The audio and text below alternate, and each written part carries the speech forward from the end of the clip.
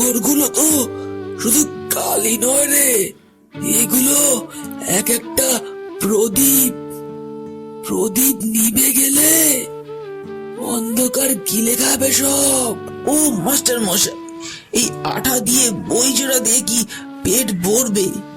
দুপুর গড়িয়ে বিকেল হতে চললো, হাড়িতে এক ফোঁটা চাল নেই। আজ রাতেও কি জল খেয়ে চাণক্য শ্লোক আওড়াতে হবে নাকি? জ্ঞান অর্জন করতে গেলে পেট মাঝে মাঝে খালি রাখতে হয় রে বিশু।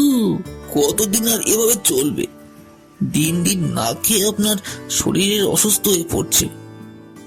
ওই যে ধীরেন কাকা, আপনার পুরনো ছাত্র, সেদিন বড় গাড়ি করে এসে বলল না, আপনি যদি এই পাঠশালার জমিটা তাকে দিয়ে দেন তবে আমাদের আর কোনোদিন মুখে বসে থাকতে হবে না। আপনি কেন অত জেদ করছেন? পাঠশালা তো ভাঙাই, ওটা ভেঙে একটা মল হলে ক্ষতি কি? ধীরেন এখন টাকার পাহাড় দেখে অন্ধ হয়ে গেছে বিশু। এই জমিটা আমার বাবার আমলের। এখানে কত হাজার হাজার ছাত্র অক্ষর চিনে মানুষ হয়েছে। আমি এই জমি বিক্রি করা মানে সরস্বতীকে নিলামে তোলা। তুই ছোট বুঝবি না, জমিটা বিক্রি করলে পেটের খিদে হয়তো মিটবে, কিন্তু শিক্ষার আলোয় ছোট্ট প্রদীপটা নিভে যাবে। কি মাস্টার মশাই, এখন সেই বইগুলো নিয়ে বসে আছে? কতদিন আর এই চশমাটা সুতো দিয়ে বেঁধে চালাবেন? এই দেখুন আপনার জন্য কি এনেছি। সইটা শুধু করে দিই, 1,00,000 টাকায় অ্যাডভান্স, বাকিটা কাজ শুরু হলে পাবেন। আপনাকে একটা দারুণ বৃদ্ধাশ্রমে পাঠিয়ে দেবো আমি, একদম রাজার হালে থাকবেন। এই জঞ্জাল লাগলে কি পাবেন? ধীরেন, এই পাঠশালা আমার জঞ্জাল নয়, এ আমার মন্দির। তুই যে আজ লাখ টাকার চেক লিখছিস, সেই লিখতে লেখাটা কিন্তু এই পাঠশালা থেকেই শুরু হয়েছিল। আদর্শ দিয়ে ভাত জোটানো যায় না মাস্টার মশাই। আজকের দিনে যা টাকা আছে সেই ভগবান। আপনি যদি ভালোই ভালোই না শোনেন তবে অন্য ব্যবস্থা করতে হবে। এই ছেলে, তোর নাম বিশু তো? এই বুড়োর সাথে থেকে তো তোর হাড্ডি বেরিয়ে গেছে। আমার অফিসে আয়, এসি ঘরে বসে ফাইল নাড়বি। মাসে 5,000 দেব, চিন্তা করে দেখিস।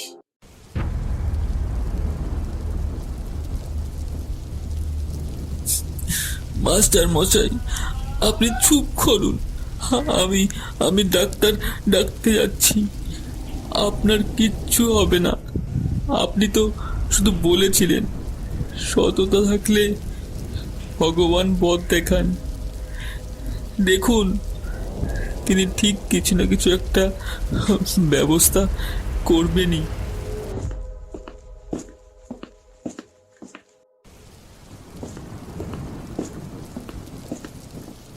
আহারে ছেলেটা, নে আগে খেয়ে নে। আমি ডাক্তারবাবুকে খবর দিয়েছি, কিন্তু বিশু, ডাক্তারবাবু তো ভিজিট ছাড়া নড়বেন না। আর এই জ্বরে দামি ইঞ্জেকশন লাগবে। আমি বড় জোর 20-50 টাকা দিতে পারি, কিন্তু তাতে কিছু হবে না রে। তুই এক কাজ করবি, একবার ওই ধীরেন বাবুর কাছে যাবি। উনি তো তোর মাস্টার মশাইয়ের ছাত্র ছিলেন।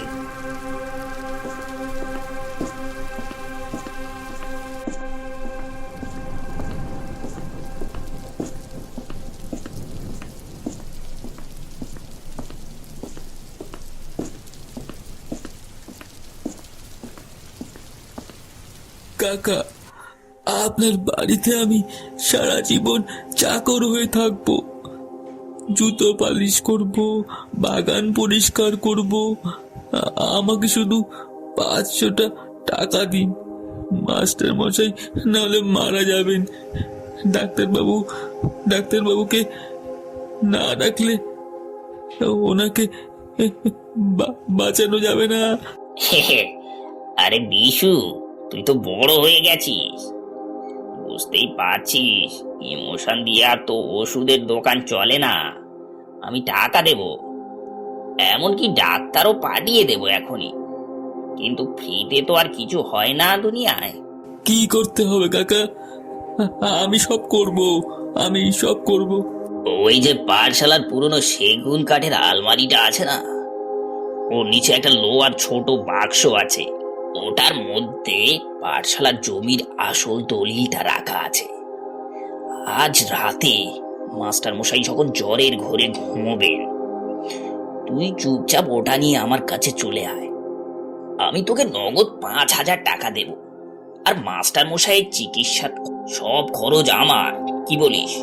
নীল, আপনি ডাক্তার পাঠান কাকা, আমি দলিলটা এনে দেবো। হ্যাঁ, দলিলটা আমি এনে দেবো।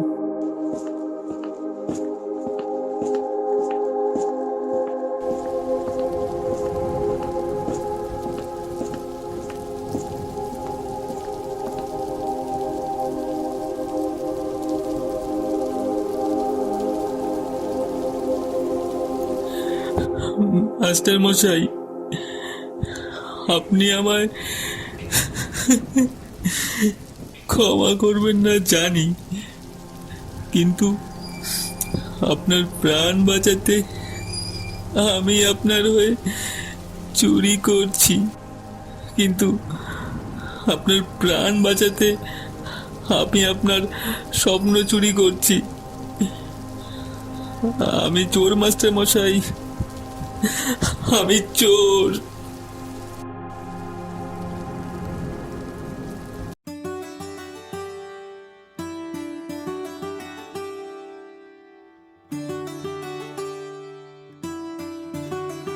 মাস্টার মশাই, আমি আপনাকে বাঁচানোর নাম করে আপনার আত্মাটা বিক্রি করতে চলেছিলাম। আমি চোর। ধীরেন কাকা বলেছিল এই দলিল দিলে টাকা দেবে, কিন্তু আমি পারলাম না। আপনার আদর্শের চেয়ে আমার জীবনে আর বড় কিছু হতে পারে না।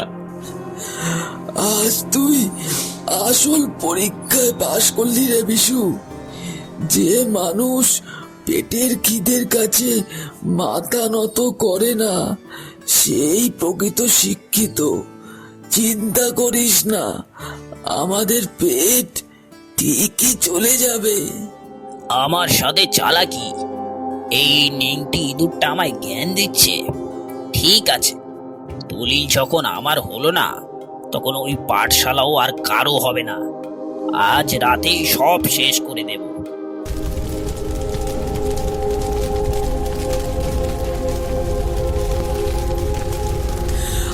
আমার মাস্টার মশাই ভেতরে আটকে রয়েছে। আপনারা সব দাঁড়িয়ে দেখছেন। সরুন বলছি, সরুন। মাস্টার মশাই, কিচ্ছু হবে না, আমি আছি। আপনার বিশু আছে।